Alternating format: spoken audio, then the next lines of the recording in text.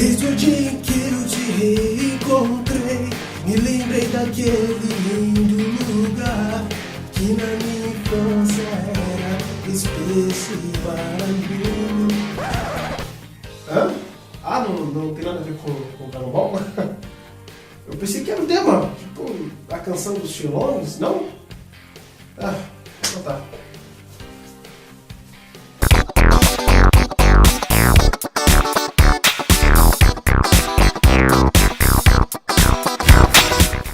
Fala galerinha, eu sou o Wesley Luna, bem-vindos novamente ao canal Crossover. E hoje vamos falar de A Canção dos Shenlongs, de Diogo Andrade. E sim, todo mundo remete a Canção dos Shenlongs a Dragon Ball.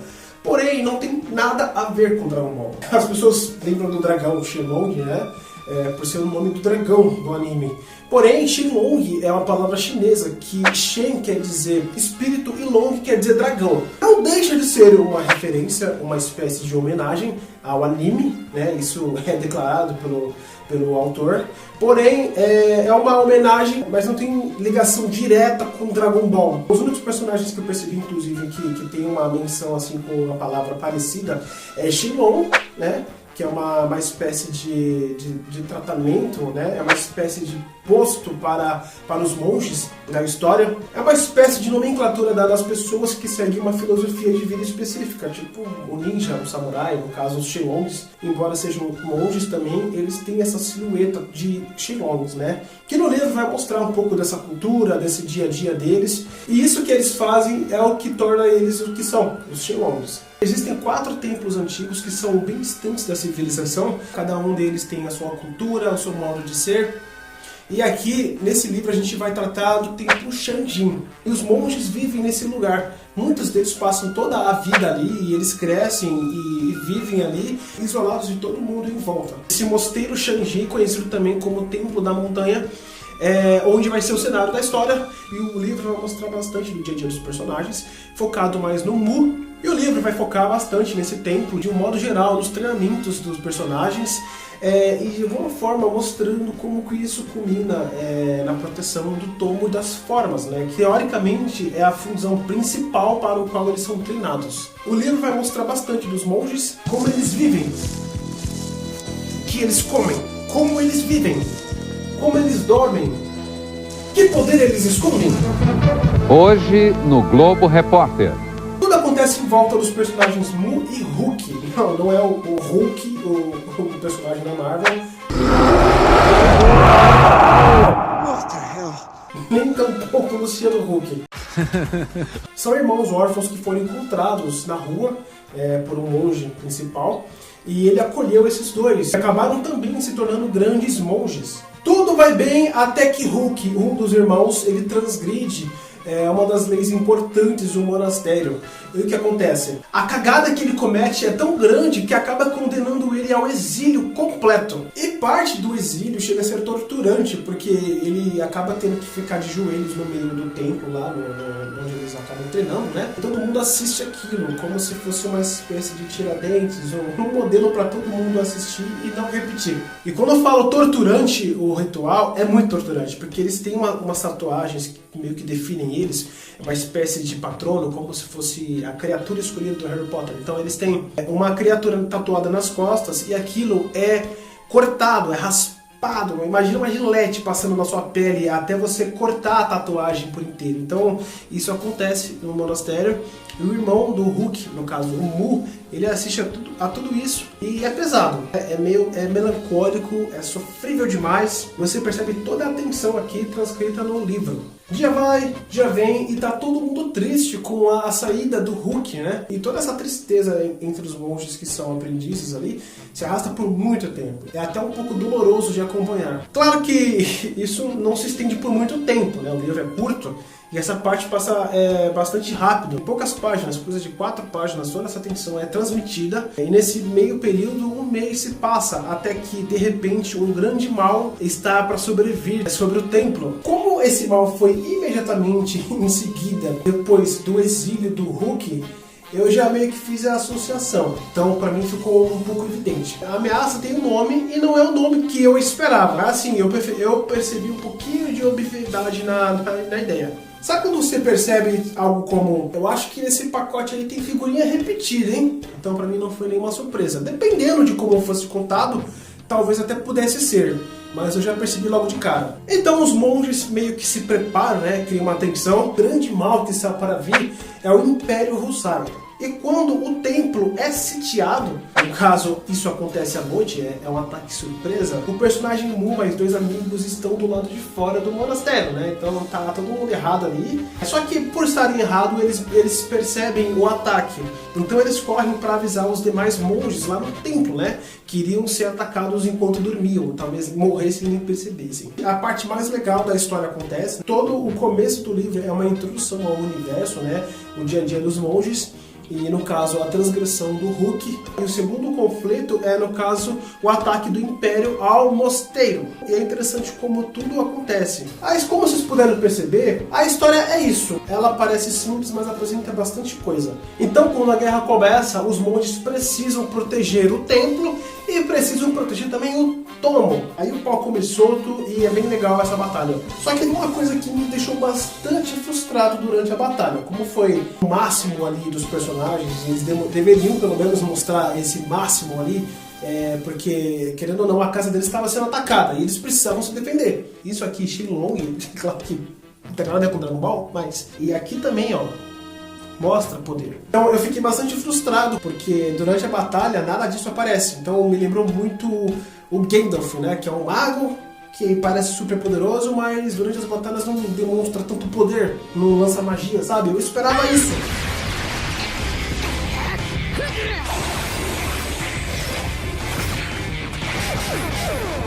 Então eu tive a impressão de que os poderes dos monges é mais usado para autoproteção, tanto deles, tanto para proteger também o tomo das formas. Ok, não tem magia para tudo quanto é lado, poderes sendo lançados. Os estilos de lutas orientais aqui, inclusive, remete bastante ao Kung Fu, não deixa a desejar. As batalhas são bem bacanas, mãos com bastões, instrumentos, e é bem legal essa forma de luta. Assim, foi uma luta mais pé no chão, mas não deixou de ser legal. É imprevisível, você não sabe o que vai acontecer, quem vai morrer, quem vai viver. Então chega a ser um pouco meio tenso. Duas coisas que eu achei pelo menos um pouco incômodas, pelo menos no começo, foi o fato do livro ser em primeira pessoa. É um território um tanto perigoso para se trabalhar, ainda mais para o primeiro livro. E o fato das falas dos personagens serem com aspas, né? É uma coisa também que é diferente, mas você acaba se acostumando. Mas o tempo todo você fica com a orelha levantada, assim, tipo...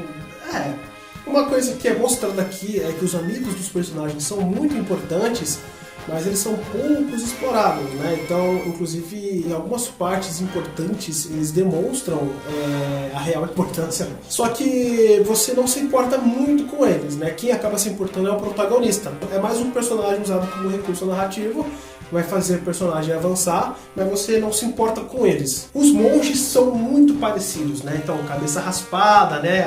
O mesmo estilo de veste. Eu tive um pouco de dificuldade de diferenciar um do outro, né? Principalmente entre os mestres. Então tinha hora que eu não sabia de quem que era a fala que eu estava lendo. Então não bastou somente os nomes para eu diferenciar. E eu precisava realmente... de características mais aprofundadas, da personalidade do personagem, algo como mostre-me e não diga quem você é. Então, pra mim, alguns personagens são muito parecidos um com o outro. O final do livro é um puta gancho para um próximo livro, né?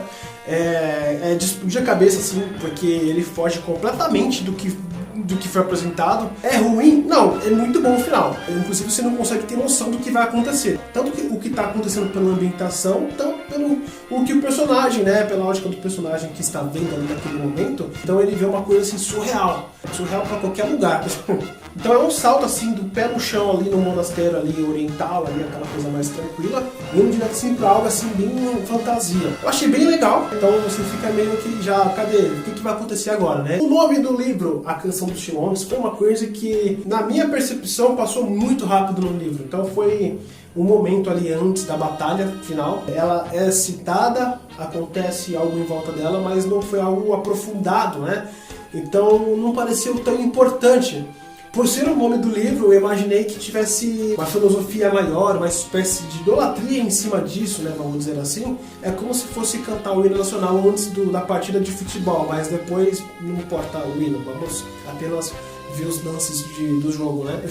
Algumas cenas aqui fizeram mais sentido depois que eu li o apêndice lá no final.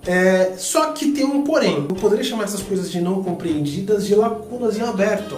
Quando eu terminei o livro, eu falei, tem muita coisa aqui que não foi explicada, até que eu descobri o apêndice no final. Porém, eu acredito que o livro precisa ser autossustentável, né?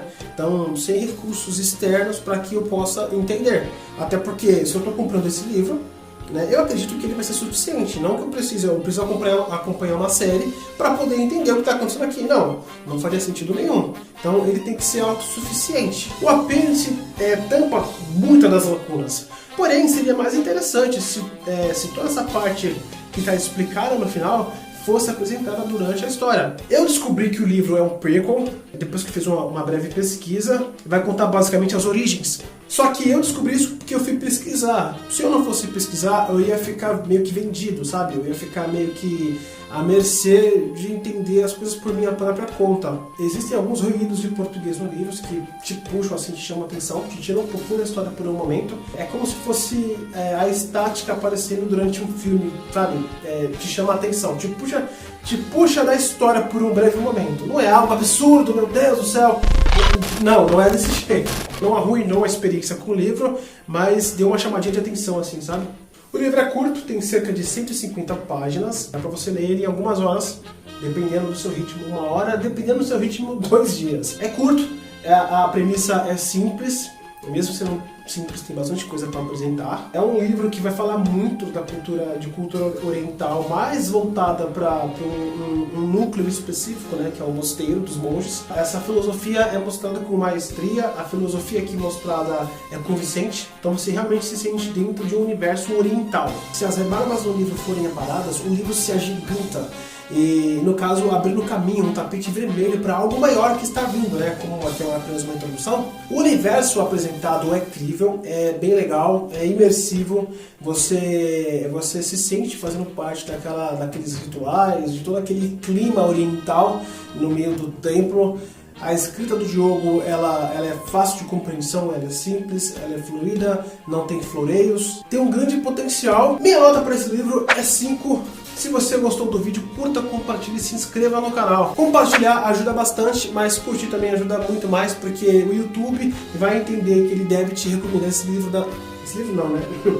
O livro também, né? Mas ele vai entender que pode te recomendar o vídeo das próximas vezes. Então curta também. É isso aí, galera. Até a próxima. Falou!